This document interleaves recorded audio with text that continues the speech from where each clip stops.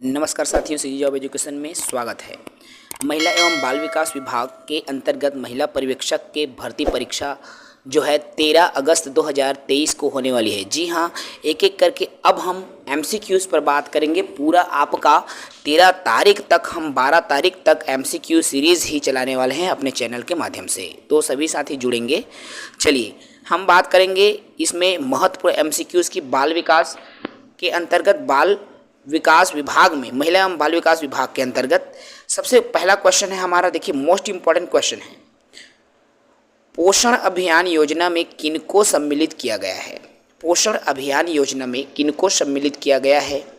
बच्चों एवं किशोरियों को, गर्भवती महिलाओं को, स्तनपान कराने वाले माता को, या उपरोक्त सभी?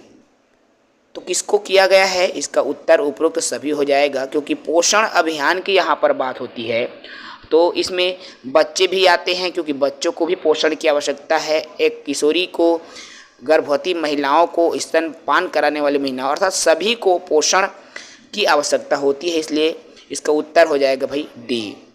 सवाल नंबर दूसरा है, देखिए सवाल नंबर दूसरा है, आपको स्क्रीन पर दिख रहा होगा।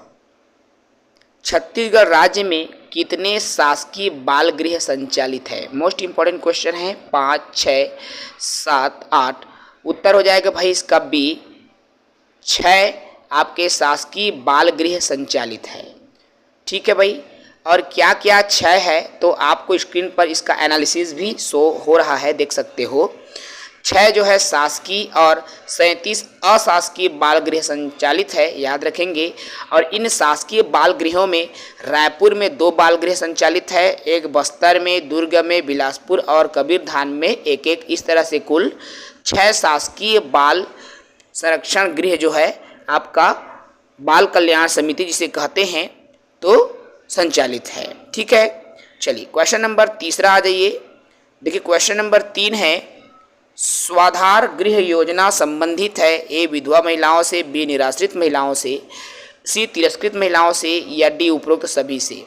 तो किससे है भाई? उत्तर हो जाएगा डी, सभी महिलाओं से है स्वाधार गृह योजना, चाहे वो निराश्रित हो, चाहे विधवा हो, या चाहे तिरस्कृत की गई महिला हो, सभी से संबंधित है। ठीक है भाई, इसको और अच्छे से समझें, इसके लिए इस तथ्य को आपको देखना होगा। स्वाधार गृह योजना जिसमें संकटग्रस्त महिलाओं को भी शामिल किया जाता है, जो विधवा हो चुके होते हैं, निराश्रित हैं, उनका कोई आधार नहीं होता, परित्यक्त महिलाएं भी इसके अंदर आते हैं। ठीक है, जिस वर्तमान में इसे उज्ज्वला गृह योजना के साथ शामिल किया गया है और शक्ति सदन योजना के रूप में भी इसको संचालित किया गया है, तो इसका नाम परिवर्तित है भाई, आप इसको भी याद रखेंगे। ठीक है, वर्तमान में ये बदल चुका है। अगला सवाल है, सवाल नंबर 4 है, देख सकते हैं यहाँ पर। तो बाल संप्रेक्षण गृह में रहने वाले बच्चों की जो उम्र है क्या होती है? तो क्या उम्र होती है? 18 वर्ष से ज़्यादा, 18 वर्ष से कम, या ए और बी दोनों, इनमें से कोई नहीं? तो इसका सही उत्तर हो जाएगा भाई बी, 18 वर्ष से कम।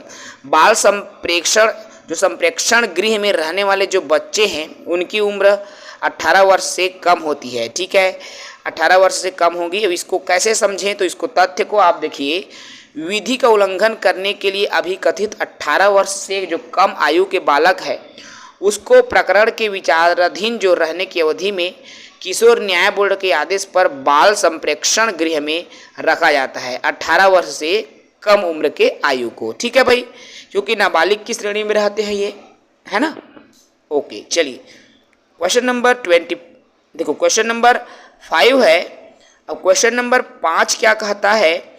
24 जनवरी 2018 को महिला एवं बाल विकास मंत्रालय द्वारा वेब आधारित रैपिड रिपोर्टिंग सिस्टम किसके लिए प्रारंभ किया गया था?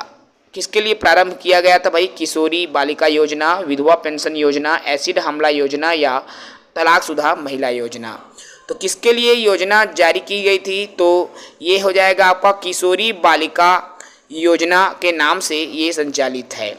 इसको अच्छे से आपको समझना होगा। ठीक है भाई, चलिए क्वेश्चन नंबर 5 हो गया। क्वेश्चन नंबर 5 को यदि मैं एनालिसिस के रूप में, चलिए क्वेश्चन नंबर 6 पे आते हैं। देखिए जो चीज़ें इंपॉर्टेंट हैं हम उस पर बात करते हैं भाई, और उस पर बात करेंगे भी, ठीक है। क्वेश्चन नंबर 5 के बाद क्वेश्चन नंबर 5 को पहले एनालिसिस को आप समझ जाइए एक बार कि कहता क्या है, ठीक है। एनालिसिस कहता क्या है, पूरे प्रीवियस ईयर को मैं लेके चल रहा हूं आप सभी के लिए, ठीक है भाई। चलो देखो, 24 जनवरी 2018 को महिला एवं बाल विकास मंत्रालय ने किशोरियों के लिए जो है आपका एक योजना, वेब आधारित जो योजना है उसका शुभारंभ किया है, ठीक है। तो ये योजना क्या करता है, निगरानी की सुविधा प्रदान करता है और लाभार्थियों को सटीक लक्ष्यीकरण और सूचनाओं के तेज प्रवाह में भी हेल्प करती है, ठीक है। चलिए क्वेश्चन नंबर 6वां देखो। क्वेश्चन नंबर 6 है, बाल विवाह प्रतिषेध अधिकारी भारतीय दंड संहिता के अंतर्गत समझे जाएंगे। न्यायिक दंडाधिकारी, लोक सेवक, पुलिस या कार्यपालक मजिस्ट्रेट। तो उत्तर होगा भाई इसका बी, क्या हो जाएगा, लोक सेवक के नाम से, ठीक है। अगला सवाल देखो, एनालिसिस हम नहीं करेंगे, सवालों पर आते हैं क्योंकि वक्त भी नहीं है। बालक और कुमार श्रम प्रतिषेध और विनियमन अधिनियम 1986 नियमों के उपबंध निम्न अधिनियम के उपबंधों के अतिरिक्त होंगे, न कि उनके अल्पीकरण में। तो क्या है, कारखाना एक्ट, बगान श्रम अधिनियम, खान अधिनियम या उपरोक्त सभी। तो क्या होगा भाई इसका सही उत्तर उपरोक्त सभी हो जाएगा, चाहे कारखाना अधिनियम हो, चाहे बाल श्रम हो या खान अधिनियम हो, ये सभी अधिनियम जो है आते हैं, ठीक है। अगला सवाल आते हैं, सवाल नंबर आपका देख सकते हो भाई यहाँ पर स्क्रीन पर आपको शो हो रहा है। प्रश्न क्रमांक, चलिए प्रश्न 7 हो गया है, प्रश्न क्रमांक 8वां में आते हैं और सभी बने रहे भाई। क्वेश्चन नंबर 8वां की तरफ हम आ रहे हैं, बेहतर देंगे, बेहतर एनालिसिस भी आपको मिलेगी। चलिए मोस्ट इम्पॉर्टेंट है, प्रीवियस ईयर ही आपको हम दे रहे हैं इस वीडियो से। किशोर न्याय बालिकाओं, देखो बालकों की देखरेख और संरक्षण अधिनियम 2015 द्वारा निरसित किया गया है। किशोर न्याय को किशोर न्याय अधिनियम 86 या अधिनियम 2000, बालकों की संरक्षण अधिनियम 2006 या उपरोक्त सभी। उत्तर क्या होगा, इसका सही उत्तर हो जाएगा भाई ए, किशोर न्याय अधिनियम 2000, ठीक है। क्वेश्चन नंबर आपका 9वां है, तो क्या कहता है 9वां प्रश्न देख लो। लैंगिक उत्पीड़न की यहाँ पर बात हो रही है, तो लैंगिक उत्पीड़न का अर्थ है शारीरिक संपर्क, लैंगिक टिप्पणी, अश्लील साहित्य या फिर उपरोक्त सभी। सही उत्तर हो जाएगा भाई इसका डी, उपरोक्त सभी आ जाएगा। प्रश्न क्रमांक 10वां है, देखो प्रश्न 10वां क्या कहता है। चलिए प्रश्न क्रमांक 10वां हम यहाँ से देख लेते हैं। प्रश्न 10 कहता है, देखिए प्रश्न क्रमांक 10वां कहता है कि 300 से 800 तक की जनसंख्या के लिए निम्न में किन क्षेत्रों में एक आंगनबाड़ी केंद्र स्थापित किया जा सकता है। कौन से क्षेत्रों में, तो सही को आपको संयोजित करना है। तो देख सकते हो यहाँ पर आपको स्क्रीन पर हो रहा है, उत्तर आ जाएगा भाई जनजातीय क्षेत्र, मरुस्थलीय क्षेत्र और नदी नाले युक्त क्षेत्र आएंगे, ठीक है। ये इसका उत्तर हो जाएगा। चलिए उसके बाद में देखिए क्वेश्चन नंबर 11वां है, और क्वेश्चन नंबर 11वां कहता क्या है, तो सखी वन स्टॉप, देख सकते हो सखी वन स्टॉप सेंटर के लिए उपलब्ध सुविधाओं में निम्न में से कौन सा ग्रुप लागू नहीं होता। आपको बताना है आपातकालीन सहायता, चिकित्सीय सहायता, विधिक परामर्श, मनोवैज्ञानिक परामर्श। ए हो गया। बी है आपातकालीन सहायता, चिकित्सा, महिला FIR करने में सहायता, विधिक परामर्श, मनोवैज्ञानिक। तो इसका सही आंसर आ जाएगा भाई सी, और सी है विधिक परामर्श, मनोवैज्ञानिक परामर्श, वित्तीय सहायता और चिकित्सकीय सहायता, इसका सही उत्तर आ जाएगा, ठीक है भाई। प्रश्न क्रमांक 12वां में आ जाते हैं। क्वेश्चन नंबर 12 है और ये आपका कथन से संबंधित है, कथन के संबंधित प्रश्न है, तो आपको इन कथनों को भी समझना होगा। तो बेटी बचाओ बेटी पढ़ाओ योजना के तहत निम्न कथन को आपको देखना है। ए, पूरे भारतवर्ष में 100 जिलों में वर्ष 2015 में प्रारंभ किया गया है। बी, पूरे भारतवर्ष में 100 जिलों में 2018 में प्रारंभ किया गया है। तो भाई इसका सही उत्तर पर आते हैं सीधे, देख पा रहे होंगे भाई इसका सही उत्तर हो जाएगा पहला और तीसरा इसका सही उत्तर है। अगले सवाल में आते हैं, सवाल नंबर 13 है। देख सकते हो यहाँ पर प्रश्न 13 क्या कहता है, निम्न में से मुख्यमंत्री सुपोषण योजना के हितग्राही कौन सा है। अब ये सुपोषण योजना के हितग्राही कौन सा है भाई, प्रश्न क्रमांक 13, और प्रश्न क्रमांक 13 का सटीक उत्तर हो जाएगा ए, बी और सी, अर्थात 1, 2 और 3, ये तीनों क्रमांक जो है इसके सही उत्तर हो जाएंगे। प्रश्न क्रमांक देख सकते हो यहाँ पर 14 है। प्रश्न 14 कहता क्या है, ये भी आपके तथ्य पर आधारित है, हम समझते हैं इसको। निम्न कथन में मुख्यमंत्री बाल संदर्भ योजना के संबंध में क्या सही है। तो क्या सही है भाई, इसको भी देख लीजिए आप। गंभीर कुपोषित एवं संकटाग्रस्त बच्चों को आंगनबाड़ी कार्यकर्ताओं, चलिए उत्तर पर मैं आ जाता हूँ। तो इसका उत्तर डी हो जाएगा, अर्थात पहला और तीसरा सही होगा। ठीक है, सवाल अगला है, सवाल नंबर है आपका, अभी हमने सवाल लिया है प्रश्न क्रमांक 14, तो हम सीधे प्रश्न क्रमांक 15 पर आते हैं। कथन पर आधारित प्रश्न है भाई, इसको भी देख लीजिए। निम्न कथन में से क्या कथन सही है। सक्षम योजना विधवा, तलाकशुदा, अविवाहित महिलाओं के संबंध में है। तो उत्तर 4 इसमें विकल्प देख सकते हो भाई, ये कथन से संबंधित है, स्टेटमेंट से संबंधित है। पहला, दूसरा, तीसरा, तीनों ऑप्शन जो है आपको सही मिलेगा। ठीक है, चलिए प्रश्न क्रमांक 16 देखिए, यहाँ पर स्क्रीन पर आपको शो हो रहा है। संस्कार अभियान का उद्देश्य है। अब संस्कार अभियान का क्या उद्देश्य है भाई, ए, गर्भधारण से 6 वर्ष तक के बच्चे का सर्वांगीण विकास, बच्चों को शाला पूर्व शिक्षा प्रदान करना, आंगनबाड़ी केंद्रों का उन्नयन, या उपरोक्त सभी। तो इसका सटीक उत्तर होगा भाई उपरोक्त सभी हो जाएगा, डी इसका सही आंसर।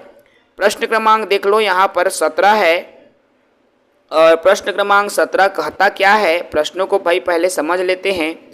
तो इस योजना के अंतर्गत शासकीय कन्याशालाओं में सैनिटरी नैपकिन की एटीएम वेंडिंग मशीन का उपयोग की गई। वह सैनिटरी नैपकिन को भस्म करने के लिए भस्मक मशीनें लगाई गई है। ए, सुचिता योजना, बी, नोनी सुरक्षा योजना, सी, किशोरी शक्ति योजना, या डी, सबला योजना। तो सुचिता योजना के तहत ये जो है सैनिटरी नैपकिन जो मशीन है, अर्थात भस्मक मशीन जो है लगाई गई है। ठीक है भाई, प्रश्न क्रमांक 18 देखो, किशोरी बालिकाओं के वजन एवं हीमोग्लोबिन का स्तर पता करने हेतु आंगनबाड़ी केंद्रों में आयोजित कार्यक्रम है। कौन से कार्यक्रम का आयोजन होता है। आकर्षक थाली, अन्नप्राशन, या वजन त्योहार, बेटी बचाओ बेटी पढ़ाओ। उत्तर है भाई इसका सी, वजन त्योहार का आयोजन होता है। ठीक है, जहां पर बच्चों का वजन मापा जाता है आंगनबाड़ी केंद्रों में। ठीक है भाई, याद रखेंगे, इंपॉर्टेंट चीज़ें हैं। चलिए क्वेश्चन नंबर 19 है, इस योजना के अंतर्गत गरीबी रेखा के नीचे जीवन यापन करना या गरीबी रेखा के नीचे परिवार में 1 अप्रैल 2014 के बाद जन्मी लड़कियों को 18 वर्ष होने के बाद 1 लाख रुपए देने की सुविधा है। कौन सी योजना के तहत। तो नोनी सुरक्षा, बालिका समृद्धि, मुख्यमंत्री कन्या विवाह योजना, या उपरोक्त सभी। इसका सटीक उत्तर है भाई नोनी सुरक्षा योजना के तहत ये जो धनराशि है लाभान्वितों को दी जाती है। ठीक है, चलिए ओके भाई। प्रश्न क्रमांक 20वां है। आज केवल मैं 20 ही प्रश्न पर काम करूंगा, 20 ही प्रश्न आज हम इस वीडियो से बताने वाले हैं। ठीक है भाई, चलिए अंतिम प्रश्न है आज का। तो इस योजना के अंदर घरेलू हिस्सा से पीड़ित महिलाओं को आवश्यकता अनुसार विधिक सलाह देना, परामर्श देना, चिकित्सा, परिवहन और आश्रय की सुविधा प्रदान करने हेतु क्या प्रावधान है। सक्षम योजना, उड़ान योजना, जीवन ज्योति बीमा योजना, या नव बिहान योजना। उत्तर हो जाएगा भाई डी इसका सही उत्तर, नव बिहान योजना। तो इस तरह आज की सेशन में अभी वाले वीडियो में 20 हैं। ठीक है भाई, मैं 3 से 4, 5 जितना भी वीडियो प्रतिदिन हो सके आप सभी के लिए साझा करते रहूँगा। MCQ सीरीज़ में लाते रहूँगा सभी के लिए। तो हमारे चैनल से बिल्कुल जुड़े रहें, नए साथी, नए बहनें, ठीक है भाई, नए बहन, नए दीदी सभी जुड़ें, ताकि आगे की जो कक्षा है कंटिन्यू हो सके। MCQs की लगातार 1-1, 2-2 घंटे में मैं MCQ लाता रहूँगा आप सबके लिए। तो चैनल से जुड़े रहें। जय हिंद, वंदे मातरम।